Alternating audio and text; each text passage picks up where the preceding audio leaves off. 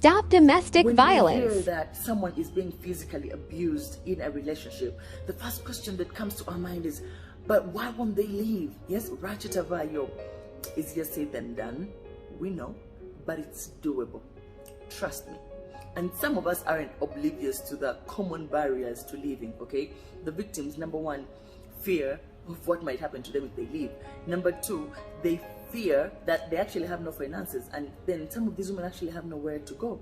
And some of them choose to stay because of their children. Also, some believe that abuse is normal, and then we have, you know, those with low self-esteem, and actually some are still in love with their abuser.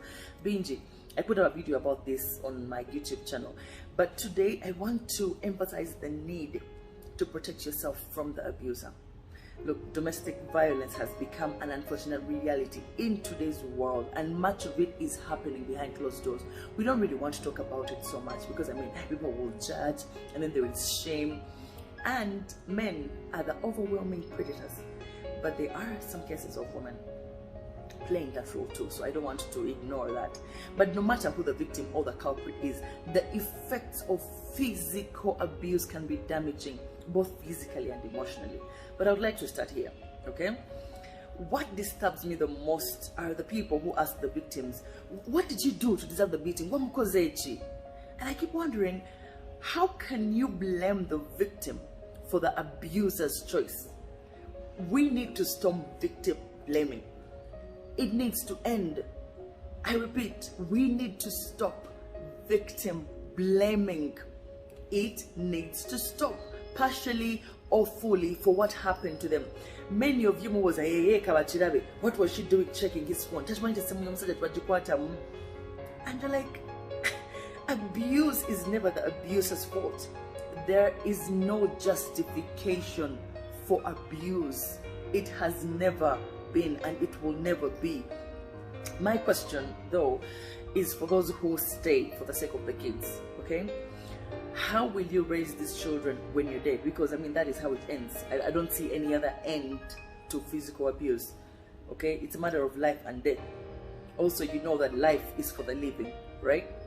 Plus, many people who harm learned aggressive behavior by being harmed or shown harmful behavior as normal. So ask yourself, what lesson are you teaching these kids? What are they learning from you? Okay, Bakula Baba Kuba, you're fighting with that. What are they learning? It looks to me, you staying in an abusive relationship is more damaging to the children. And for those who stay because you're in love with the abuser, newsflash, the day you'll die, the day he will beat you to death, a month later, 2 months later, you will be replaced. Kati, love will kuyambidewa. I need you to know that love does not leave bruises. That is not love.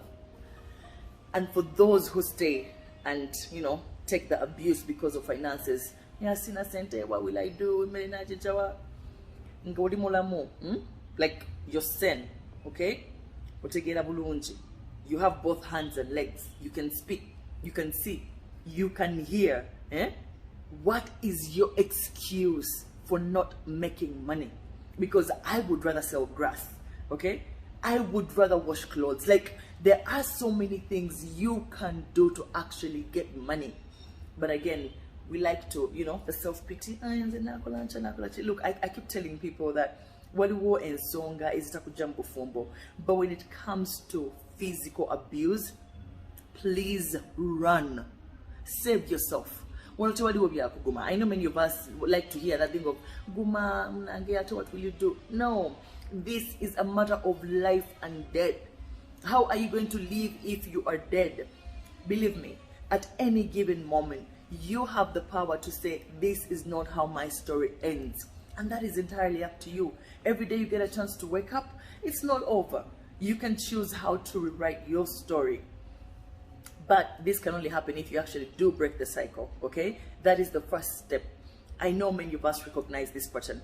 Your abuser threatens violence, then he strikes, then they apologize, then they promise to change, and then offer you some gifts, and then the cycle repeats itself over and over again, okay? The greater the physical and emotional toll if you choose to stay. Now listen, when a relationship doesn't seem safe anymore and the environment has turned hostile, please create a safety plan. Please. And then put an exit strategy in place. No one is coming to save you. You have to save yourself.